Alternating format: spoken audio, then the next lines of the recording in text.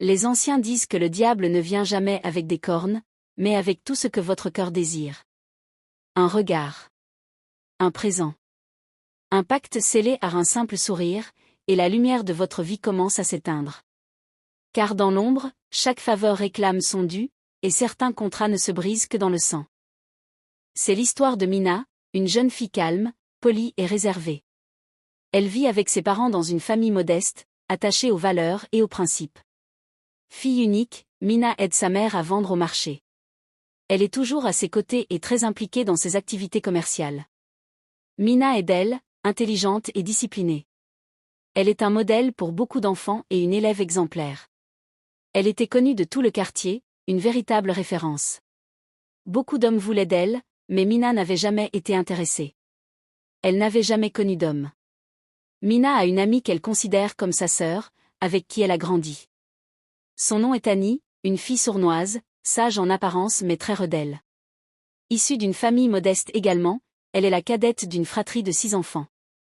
Élevée par sa mère et sa grand-mère, Annie a souvent été livrée à elle-même, confrontée très tôt aux réalités de la vie. Peu surveillée, sans suivi rigoureux, elle vivait selon ses propres moyens. Une vie accélérée, sans véritable repère. Annie racontait souvent ses aventures à Mina. Mina ma sœur, hier j'étais à une soirée avec des jeunes riches. J'ai fait la connaissance d'un garçon très beau, avec des tatouages et des locks comme j'aime. Il y avait une attirance, une vraie alchimie. Les choses se sont vite assez, naturellement. J'avais bu un verre de trop, et je me suis retrouvée dans son lit. Je ne suis rentrée que ce matin. Mina répondit avec inquiétude. Méfie-toi, Annie. Il y a des maladies, et parfois des pratiques bizarres. Il ne faudrait pas en être victime. Annie sourit et répondit. Ne t'inquiète pas, je gère. Un jour je t'inviterai, tu verras, tu t'amuseras un peu. Tu es trop frustrée. Il faut sortir, ma sœur. Quelques jours plus tard, Annie rendit visite à Mina au marché, sur l'étalage de sa mère. Bonjour Mina, tu vas bien? Tu es toujours aussi souriante. Comment ça se passe aujourd'hui? Tout va bien, répondit Mina. C'est un peu calme aujourd'hui.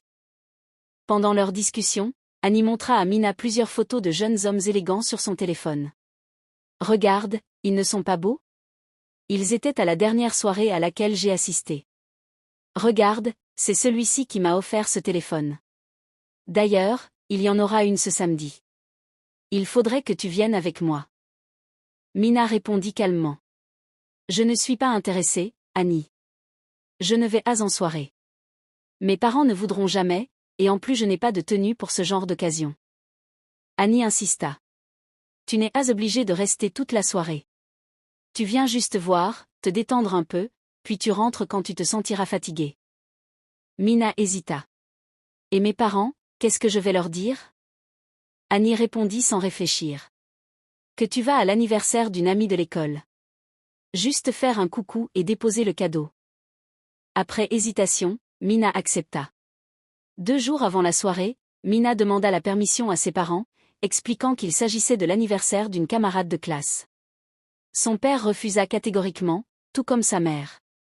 Mais sous l'insistance de Mina, sa mère finit par céder et réussit à convaincre le père. Laissons-la s'amuser pour une fois. Elle ne sort jamais. Le père accepta, à condition qu'elle ne rentre pas tard. Le jour arriva enfin. Annie passa chercher Mina à 17h45. Elle était vêtue d'une robe courte et sexy et apporta également une robe à Mina pour qu'elle se change. Ce n'est pas une soirée de collège, Mina. Ta robe est trop fade. Tiens, je t'ai apporté une belle robe. Tu seras sexy. Mina répondit. D'accord, mais je ne rentrerai pas après 21h. D'accord, répondit Annie. À 19h, elles arrivèrent sur les lieux de la soirée. Annie entra immédiatement dans l'ambiance, danse, alcool, rire et nouvelles rencontres. Mina, elle, resta timide, assise dans un coin. La musique résonnait lourdement dans sa poitrine. Les lumières clignotaient, les corps se frôlaient. Elle se sentait étrangère à cet univers et chaque minute lui semblait interminable. Elle cherchait Annie du regard, mais celle-ci était déjà entourée de jeunes hommes élégants, visiblement riches. Annie riait fort et buvait sans retenue. À plusieurs reprises, Mina tenta de l'appeler, mais Annie lui faisait signe d'attendre. Un serveur s'approcha et lui demanda. « Tu veux quelque chose à boire ?» Mina répondit doucement. « Non merci. » Un jeune homme, assis non loin d'elle, l'observait depuis un moment. Il était grand, élégant, avec un sourire calme mais troublant. Son regard était trop fixe, presque pénétrant. Il s'approcha et dit. « Tu n'as pas l'air à ta place ici. » Mina répondit. « J'attends mon ami. » Il sourit légèrement. « Tu es différente des autres. On dirait que tu n'appartiens pas à ce monde. » Mina répondit. « Je vais bientôt partir. » Il ajouta d'une voix calme. « Tu devrais rester encore un peu. Certaines opportunités ne se présentent qu'une seule fois. » Un frisson parcourut Mina. Elle repensa à ses propres paroles, il y a aussi des pratiques bizarres. Elle se leva et alla chercher Annie. Il était déjà 20h30. L'ambiance était devenue plus sombre. Annie était assise sur les genoux d'un homme plus âgé, richement vêtu. Mina s'approcha et dit.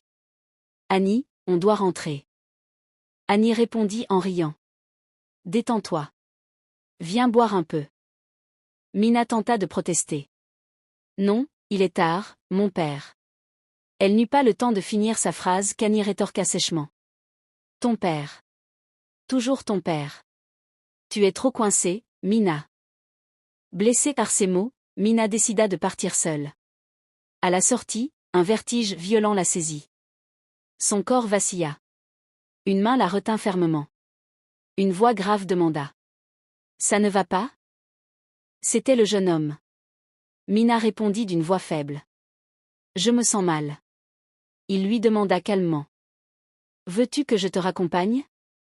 Mina hésita un instant, puis répondit doucement. « Oui. » Il la raccompagna jusqu'à chez elle et prit son numéro. Avant de partir, il dit. « Bonne soirée, Mina. » Le lendemain. Mina se réveilla avec une étrange lourdeur dans le corps.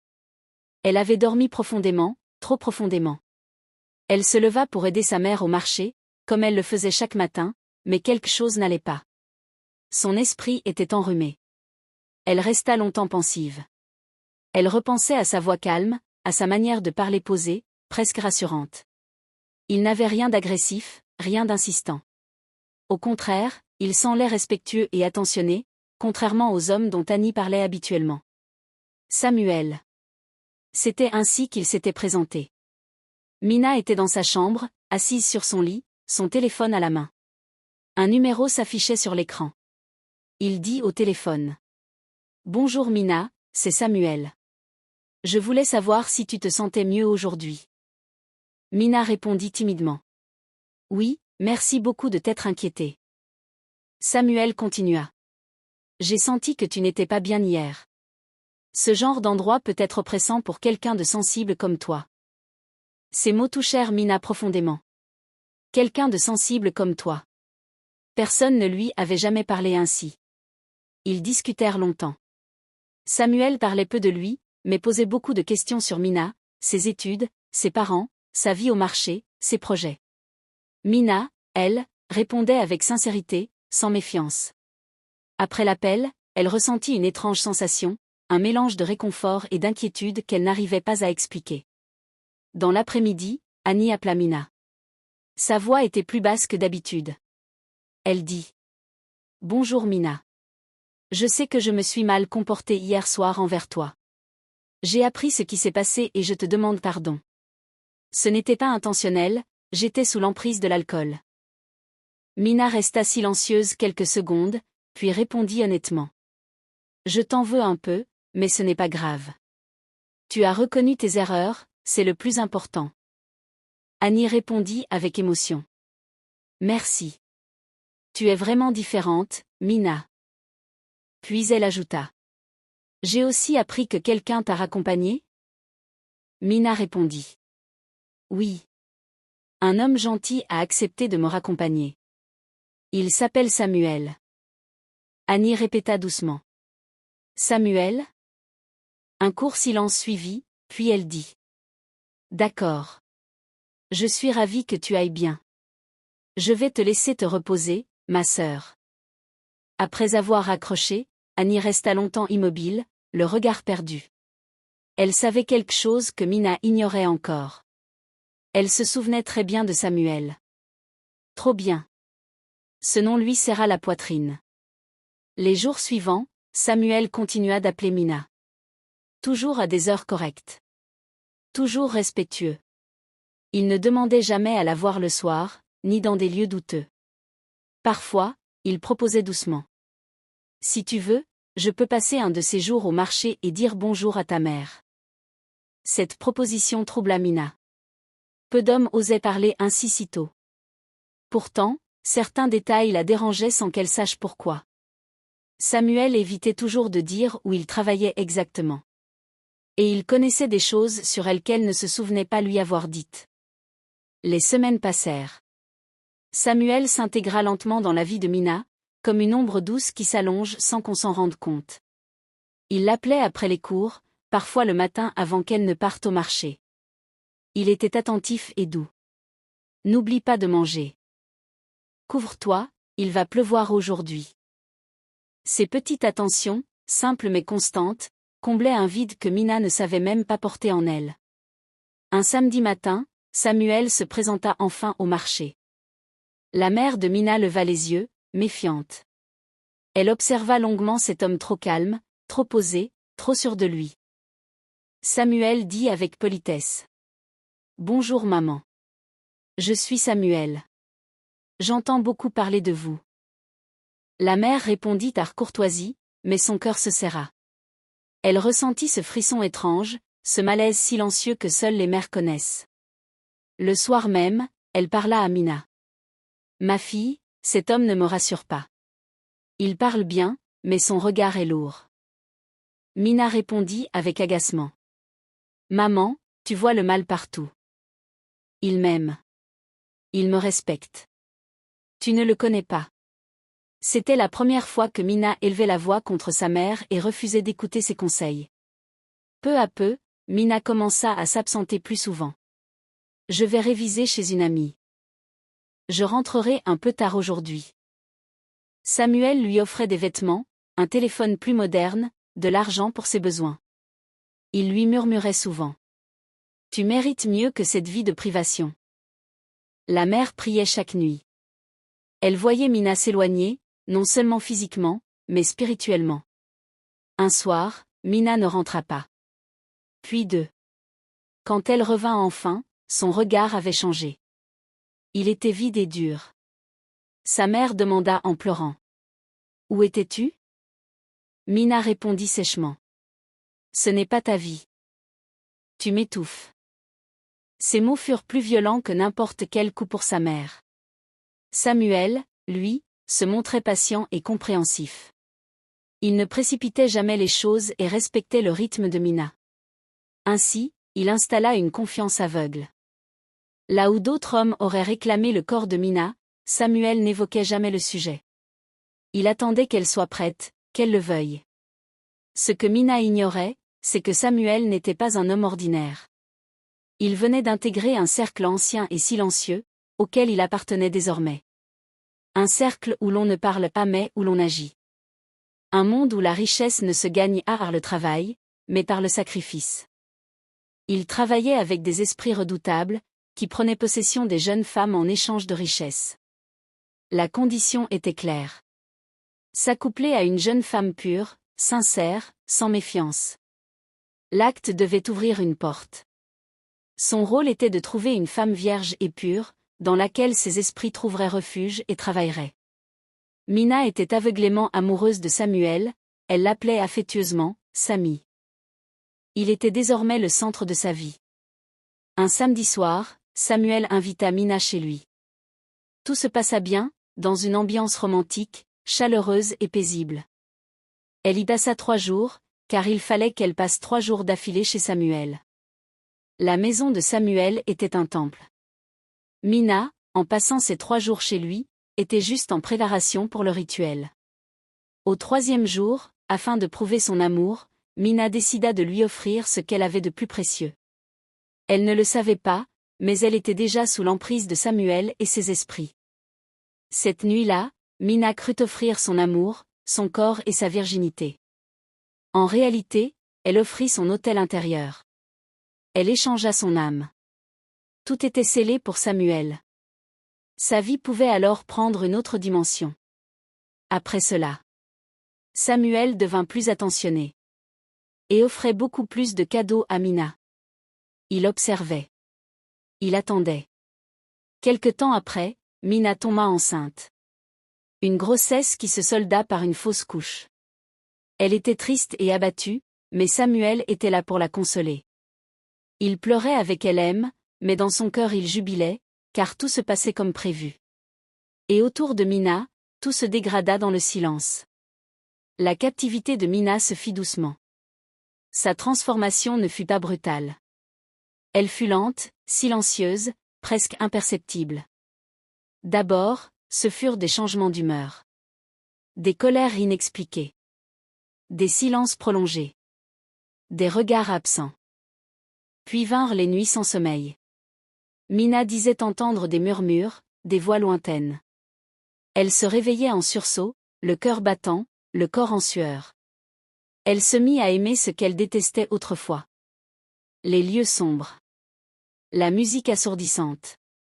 L'alcool. Les tatouages. Son rire changea. Son regard aussi. Sa beauté attira les hommes. Son corps devint une monnaie invisible. Elle connut des avortements et des fausses couches. Elle changeait d'homme sans les compter, pour elle le monde lui tournait autour. Sans le savoir, Mina devenait une offrande vivante. Tout son être travaillait pour Samuel. Tout ce qu'elle faisait enrichissait Samuel, car ses esprits en elle se propageaient à chaque fois qu'elle couchait avec un homme. Son corps était devenu un territoire d'échanges et de rencontres démoniaques. Un portail entre le visible et l'invisible. Et pendant ce temps, Samuel prospérait. Une nouvelle voiture. Des affaires florissantes. Une ascension fulgurante. Tout ce que Mina perdait, Samuel le gagnait. Annie observait tout. Elle savait. Elle avait toujours su. Samuel n'était pas un inconnu pour elle. Elle l'avait déjà croisé. Elle avait entendu des murmures, vu des choses qu'on ne raconte pas. Un soir, elle trouva le courage d'appeler Mina. Mina, écoute-moi. Tu es ma sœur. Je ne peux pas continuer à te regarder te perdre. Cet homme n'est pas ce que tu crois. Mina cria. Tu es jalouse. Je suis enfin libre et heureuse. Pourquoi veux-tu me ramener en arrière? Le cœur d'Annie se brisa. Si Mina était tombée, c'était elle qui l'avait conduite à cette soirée. La culpabilité devint son fardeau. La mère de Mina entra dans un jeûne de prière de 21 jours. Elle faisait toujours le même rêve. Mina, debout au bord de l'eau, entourée de silhouettes féminines aux cheveux longs, aux yeux sans fond. Elle disait. Elle nous appartient. Une nuit, dans une prière intense, la vérité fut révélée. Ta fille est captive. Mais elle peut être libérée. Le prix sera lourd. Un jeudi soir, pendant que Mina était à la maison, sa mère convoqua ses compagnons de prière. Mina se retrouva dans un piège organisé par sa propre mère. Ils chantèrent. Ils prièrent. Ils proclamèrent des versets. Mina était confuse et en colère. Pendant qu'elle s'énervait, sa mère priait de tout son cœur. Soudain, Mina s'écroula et entra en convulsion. Samuel avait senti quelque chose et de son côté essayait de résister.